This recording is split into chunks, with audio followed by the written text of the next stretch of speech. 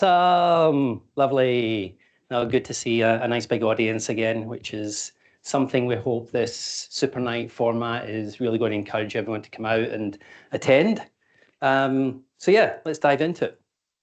Is that a bit echoey? Do I need to move it away a little bit? That'll be why. I'll also stick it down there. That'll help it a little bit from that as well. If it stays. All right, let's try something like that. Is that still loud enough? Awesome. All right. Why is my little clicker not working? Because it's not switched on. That's why. There we go. So a little bit of story time tonight. This is going to be the driver of it because, as Kelly mentioned, it's a little bit of how I'm seeing things at the moment. So I was very recently involved in all the redundancies at Telstra. So after a big chunk of time there, back out into the big wide world of finding employment again and dealing with employers and dealing with recruiters and start to see what the attitudes are, that how can I market myself? How do I present the best of me and get the opportunities again? So reason behind this, everything changes. So your employer might change. It might change the way they want to do things. They might, as I've just experienced, they might decide to completely get rid of a total function and the whole team goes. You might just decide yourself. It might just be, I just want a new job. I'm had enough of working here. I want new challenge, new adventure.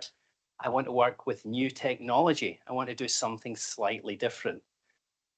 My life goals might change. I might want something which is not full time. I might want something which is complete flexibility to work from home. Family situations might change as well. Your interests might change. You might not be a data and AI professional, but you might want to get into it. I know a lot of people that I'm currently working with in a contract that have come from a C# developer background and now working as data engineers. So what triggers your interest might change over time as well. So all this goes back to January the 18th, 2003. And I sat my first Microsoft exam and passed it. Yay. I'm now a Microsoft certified professional for life. Whoa. But so are thousands and thousands and thousands of other people around the world. It's nothing special. It just means, hey, I've passed an exam. But then leads into more. So over a period of time there of, what's that? Oh, it took me about a year. The data ones were fine. They were all knocked off in a couple of months. Easy peasy. Stuff I was doing anyway. So that wasn't an issue. But look at the challenge there. You're not just working with databases. You've got to be up to speed with administering Windows. That wasn't a day-to-day thing for me. That was something I really had to study hard to learn. But hey, I was now a Microsoft certified database administrator. Whoa. But then technology upgrades, that was on a particular version. The next one came out, so SQL Server 2005. Again, an easier one at that point. Because you're already certified, there's usually an upgrade path. There's usually a recertification upgrade path. This one, the TS exam, really, really easy. I think I got 1-2 questions at most I didn't actually get right on this exam. I scored really, really highly on that. But the other thing with exams, how many of you actually have sat exams so far? Not that many yet. Okay, so out of that, the experience you get in sitting them, how many of you actually bothered to fill in feedback? One other person. I filled in feedback in this exam. I commented on the fact that it was too easy. I commented on the fact that it didn't test anything at all out of SQL Server 2005, which was quite a dramatic change from the previous versions. Lo and behold, Microsoft sent me an invite to go to Redmond for an exam focus group. Now, silly me at the time, didn't read the fine print, looked at it superficially, went, oh, you're only willing to cover a small amount of travel and accommodation expenses. I asked my employer at the time, they were not, sorry, we can't give you any funding. And it was like, damn. If only I'd actually got back to them, because I found out about 6 months later, speaking to a colleague at the time, who had a similar experience of being invited out. And he said, oh, I just responded to them saying, this is what it's going to cost me. And they went, fine. Boo. So if only they'd provided more information on that. But again, over time, certificates change. So what was so that technology specialist became a certified IT professional, which was an uplift then to 2008, which then changed the format again completely to the MCSA, MCSE, then into what was the next one? Again, an uplift on that into a different version, into the cloud, cloud platform certifications, through to being an Azure database administrator. So now having the fully cloud-based certification and experience. But this is where we want some audience interaction now. Looking at that suite of certifications, what does it tell you about me?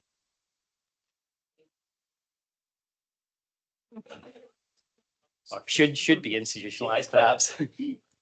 Chris?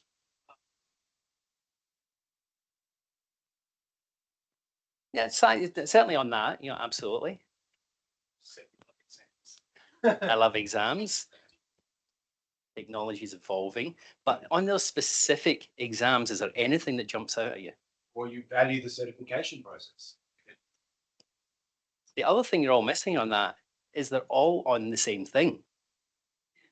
So realistically, if I look at this now and put all of those on my resume, is there any value from it?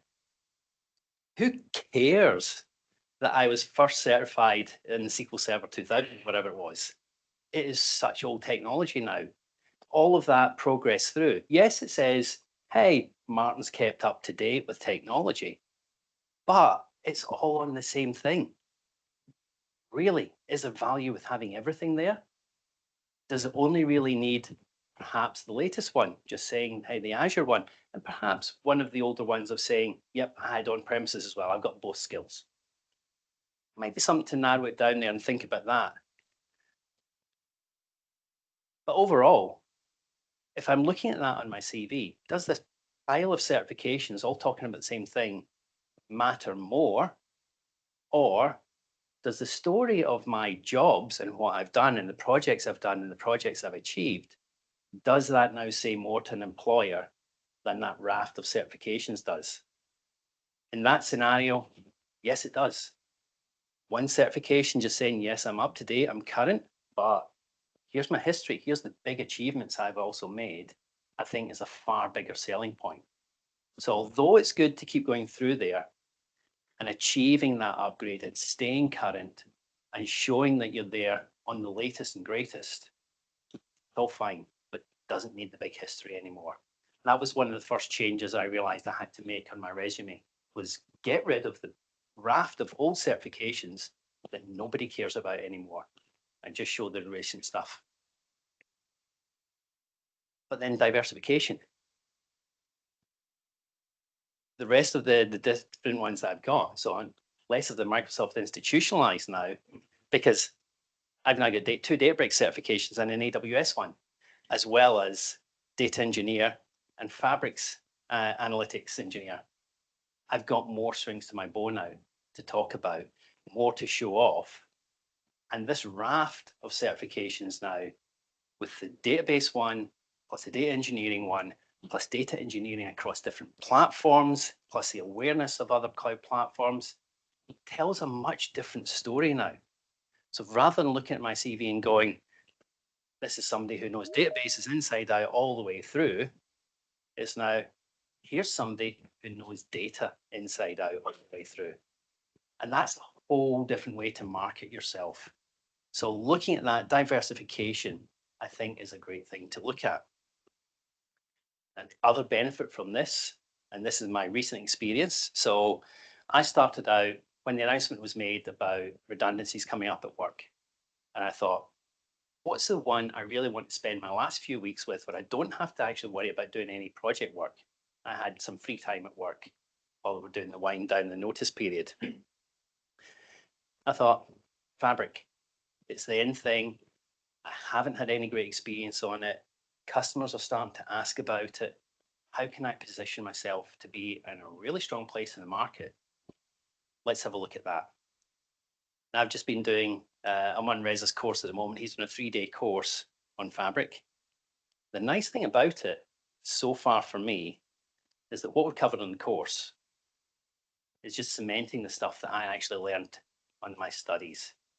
So I've done the right thing. I've followed the right path there. I've learned the right things and was able to sit that exam and comfortably pass it as well. On that platform though, on Fabric, yes, you've got the data warehouse based stuff. So your whole SQL stuff, which is for my history and databases and writing queries, trivial. You know, I'm obviously going to know that sort of thing inside out. But the Spark side of things now with the data engineering, the little bits I've done with the Azure Data Engineer certification in the past, all of that stuff now with Spark, again, is transferable skills. Because once I sat that, I then went, hey, I did that easier than I thought. Let's have a look at Databricks one now, see what the equivalent is there. I dived into that, into what the curriculum was, what the topics were, what the aims of the certification were. And it looked to be about 80% the same. And it was like, whoa, this might not be as difficult as I thought. So dived into that, got through the learning there.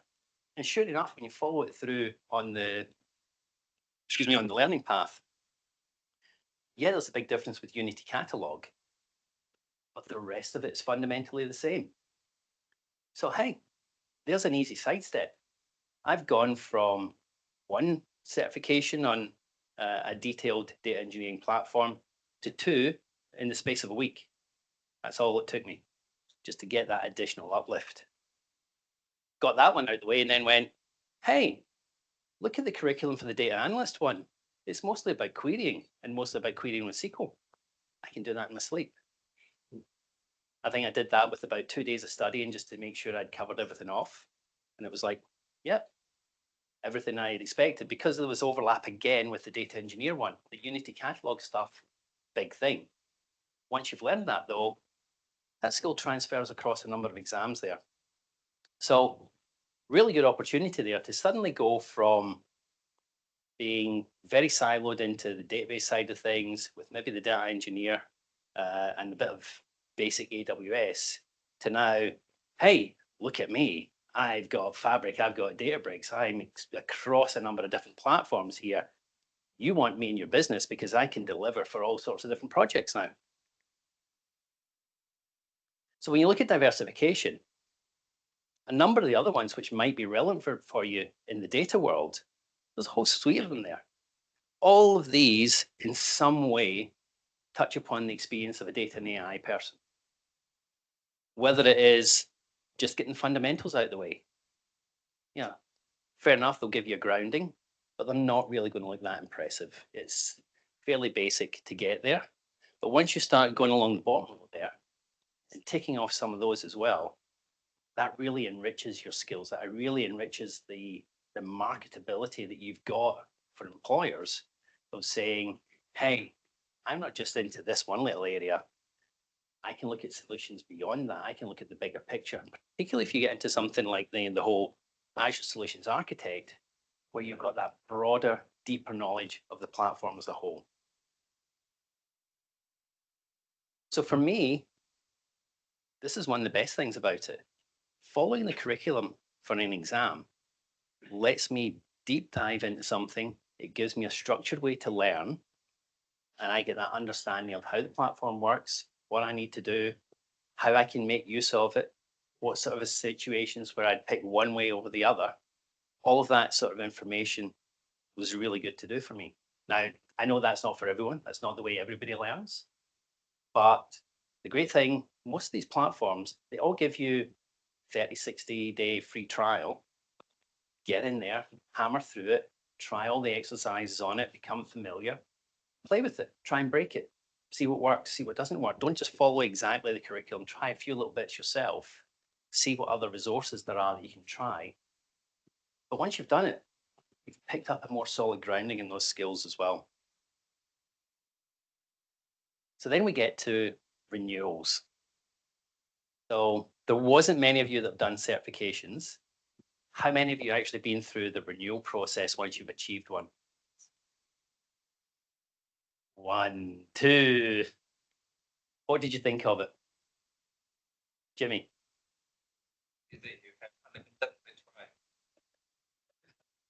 Anything?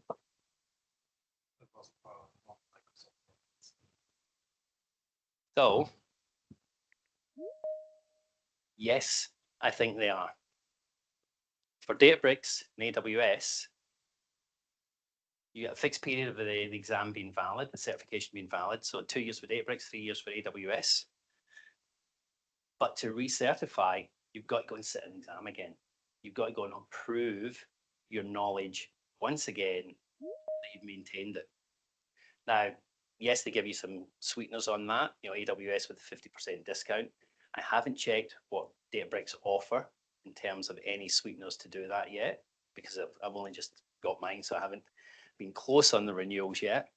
But Microsoft sucks.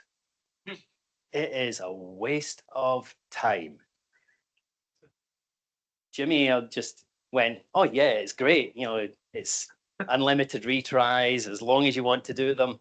To me, that's the big negative about them, because you don't have to actually stay up to date to get your certification up to date. Excuse me. It's an online, it's a cut down version of the exam.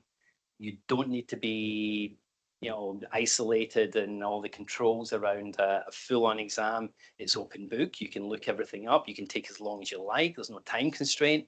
There's no cost. If you don't get it right, hey, just wait an hour and do it again. You even know which ones you get wrong. It's unfortunately, I think it's a joke. I think Microsoft really needs to change how they do that with the recertifications and go back to where they were, looking as though they were going to go a few years back, of having that fixed term on their certifications, having a fixed term to renew it, but doing a full exam to actually get that back in again, rather than doing this online cheap assessment that really offers nothing. So I'm going to wrap up on that. As I said, I'm not going to take up your full half hour. I think I've been reasonably close on hitting my 20 minutes or so. But my recent experience of what you should think about, what do you want to keep on your profile, on your CV? Sweep those old ones away when they're no longer relevant, when they just show that track record of doing the same thing over and over again. There's no value in having all of them there. One, maybe two at most, I think is worthwhile. But trumpet the diversification. When you've got multiple ones, get them up there, show them off, talk about them. When you achieve them, make a big thing of it.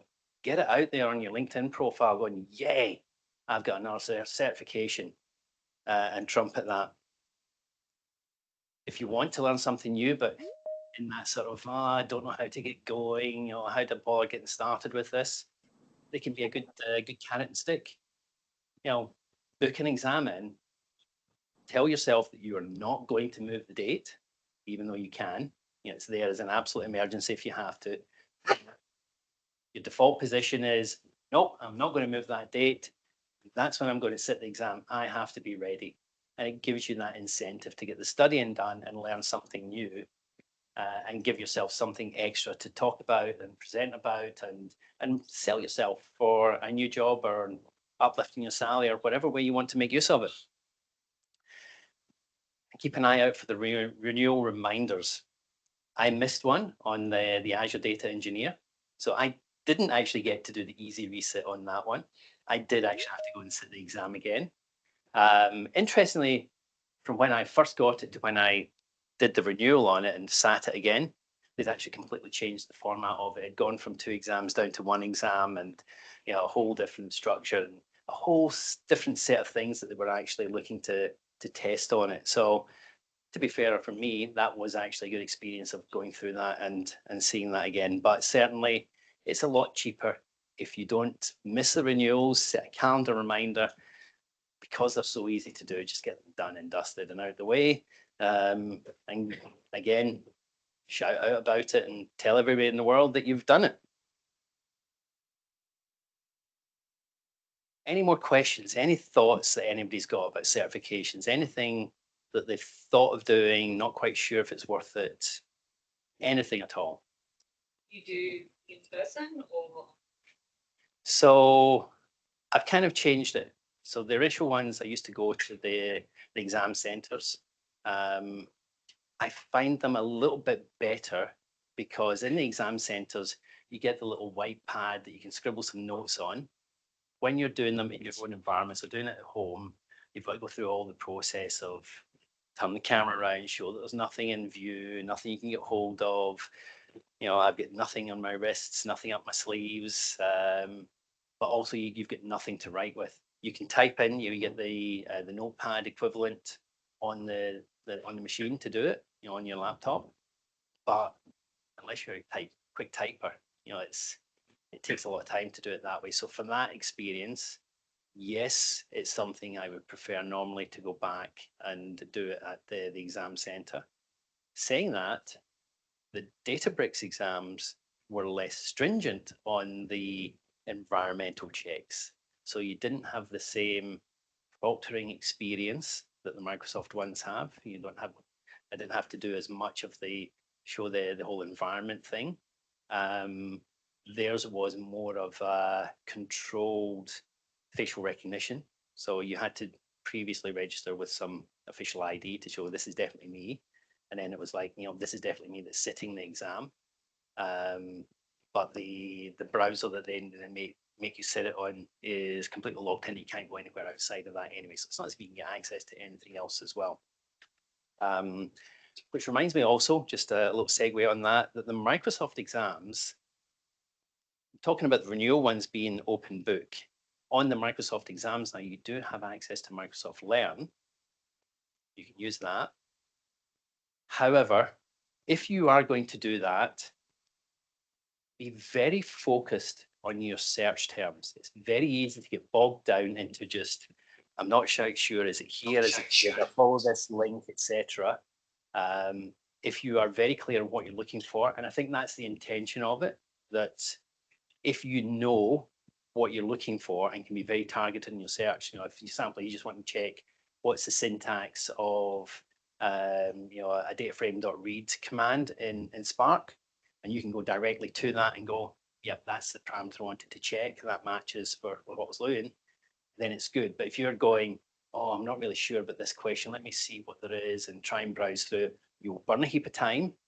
You won't have enough time to finish the exam because they have shortened the exam because they've given you access to that. And it's kind of that little bit of stick you in there that you can go and look for what you want, but you'll never actually get the exam finished. Yes.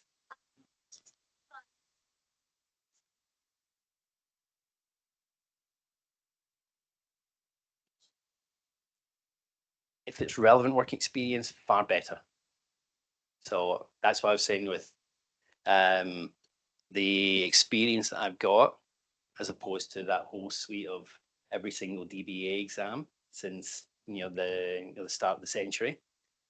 That's why I can throw away all of those, just leave the most recent one and talk about it in terms of here's what I've actually done work-wise. And that sells better than a whole heap of certifications there. But I still think the diversity of certifications adds to that and gives them something more to look at with you. Okay. Someone who's just starting in his or her career and doesn't have any work experience. Ooh. Maybe repeat the question. So, okay, so question was, any advice on somebody who's starting their career out, doesn't necessarily have relevant work experience yet? Graduate positions are probably one of the first ones to look at.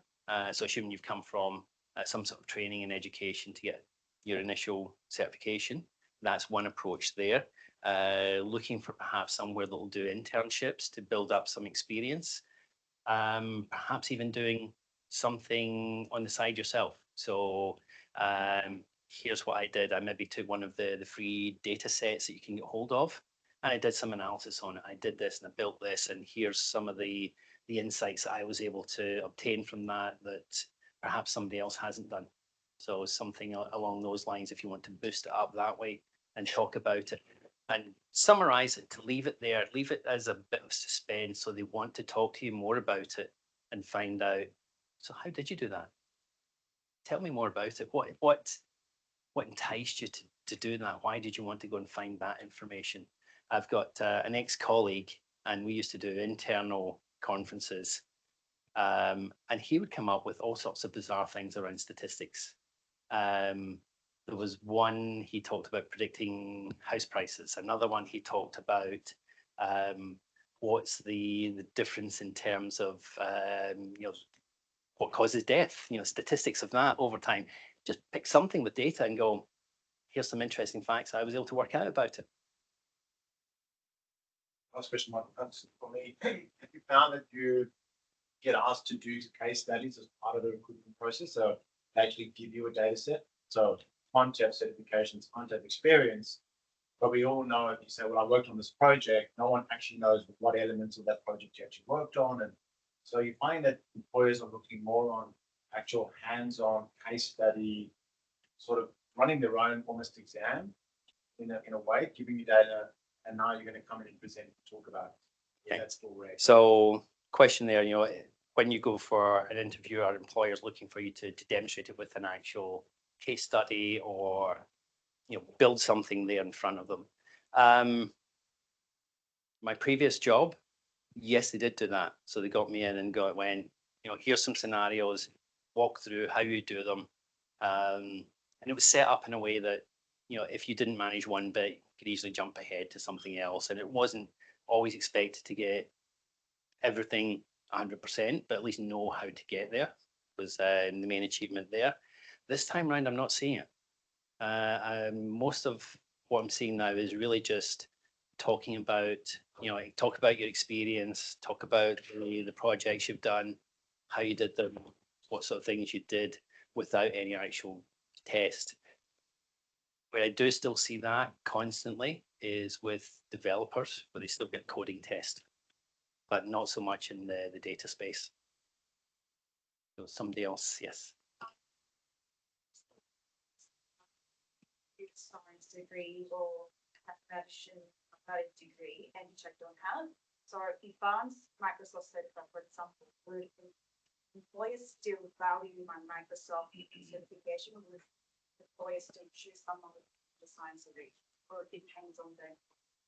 So the question, where job adverts are maybe asking for a specific degree, would they still consider you if you don't have that degree, but relevant experience or certification? I would hope that yes, that they will take the experience and the certification as a sign that you are competent in that. Like for me, with the length of career I've had now, my education is irrelevant. It's that long ago that, and it's not necessarily directly relevant now, but I remember very little about my degree subjects, so I couldn't spout anything really on them. So I would say they're pretty much irrelevant now, and my experience and certifications are far more relevant for anything now. But what I'd suggest doing is looking at how you word that or present it on your CV to bump it up and say, this is me, I can do this. And it doesn't matter that I don't have the degree, but I've proved I've done it. I think that's time for me, so we will wipe up on that one. And Thank you, Martin. That was amazing. thank you all.